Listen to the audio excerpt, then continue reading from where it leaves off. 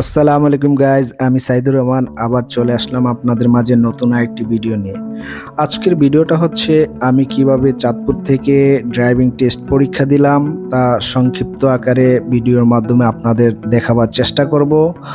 আশা করি আমার মতো অনেক মানুষ আছেন যারা প্রথম অবস্থায় কিভাবে চাঁদপুর থেকে ড্রাইভিং টেস্ট পরীক্ষা দেবেন, কিভাবে লাইসেন্স নেওয়ার জন্য প্রসেসিং করবেন তা জানেন না, তাদের জন্য মূলত এই ভিডিওটা। গাইজ, চাঁদপুর জসকোটের ভিতরেই হচ্ছে বিআরটিসির ভবন। গাইজ, বলতে বলতে আমরা চাঁদপুর জসকোটের ভিতরে চলে আসলাম বিআরটিসি ভবন অফিসে। আর এই ভবনের সেকেন্ড ফ্লোরে হচ্ছে বায়োমেট্রিক। আমার বায়োমেট্রিক কার্যক্রম সম্পন্ন হলো। এখন আমরা 16 আদর্শ উচ্চ বিদ্যালয়ে চলে আসলাম।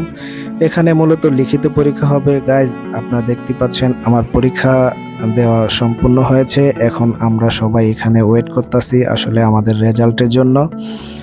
আশা করি আপনাদের ভিডিওটা দেখলে একটা ধারণা চলে আসবে যে কিভাবে পরীক্ষা নেয়, কোন কোন জায়গায় পরীক্ষা নেয়, কোন কোন জায়গায় যেতে হবে তার একটা আইডিয়া।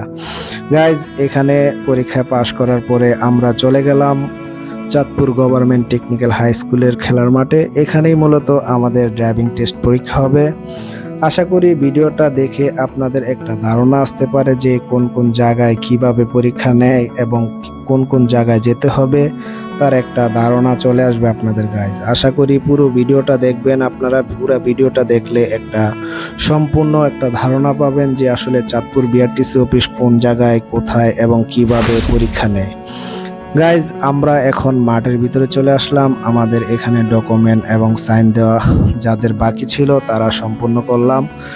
ওনাদের কার্যক্রম ওনারাও সম্পূর্ণ করলো এবং আমরা এখন আসলে যেহেতু লাঞ্চ টাইম হয়ে গেছে তার জন্য আমরা ব্রেকে আছি। আমরা যে যার মতো গল্পগুজব করছি, রিফ্রেশ হচ্ছি, কারণ কিছুক্ষণ পরই আমাদের পরীক্ষা হবে।